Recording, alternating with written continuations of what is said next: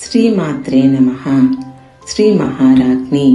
శ్రీ మహారాజ్ఞి అన్నది లలితాదేవి 2వ నామము. ఇది 5 అక్షరాల నామము.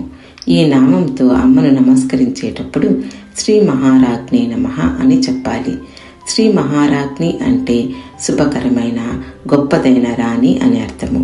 మొదటి నామం శ్రీమాతలో జగజ్జననిగా దర్శనమిచ్చిన లలితాదేవి ఈ 2వ నామంలో పరిపాలనాధిపత్య బాధ్యతలు గల రాజ్ఞిగా, స్థితికారిణిగా దర్శనమిస్తూ ఉంది.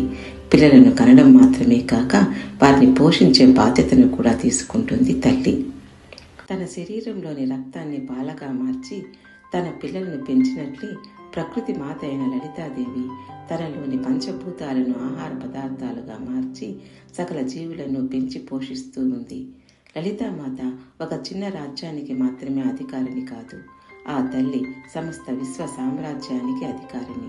కావుననే ఆ తల్లి మహారాజ్ఞి. జీవులు పుట్టడం, పెరగడం 2 పరబ్రహ్మ స్వరూపురాలైన శ్రీ లలితాదేవి వలననే జరుగుతున్నది. కనుక ఆ తల్లి శ్రీమాత మరియు శ్రీ మహారాజ్ఞిగా పిలువబడుతూ ఉంది. శ్రీమాత ఆజ్ఞానుసారం గ్రహగతులు, ఋతుధర్మాలు క్రమం తప్పడం లేదు.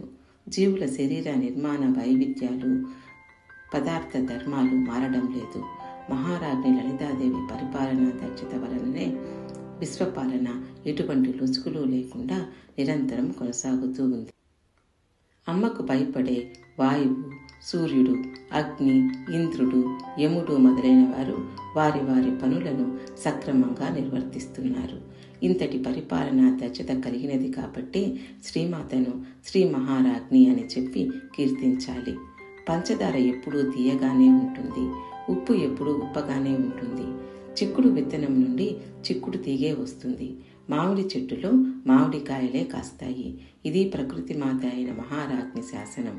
కార్యనిర్వహణ, పరిపాలనా దక్షత చేతకాని వారు శ్రీ మహారాజ్ఞి నమః అన్న అమ్మవారి ఈ 2వ నామం జపిస్తే వారికి తప్పక ఈ గుణాలు సంక్రమిస్తాయి.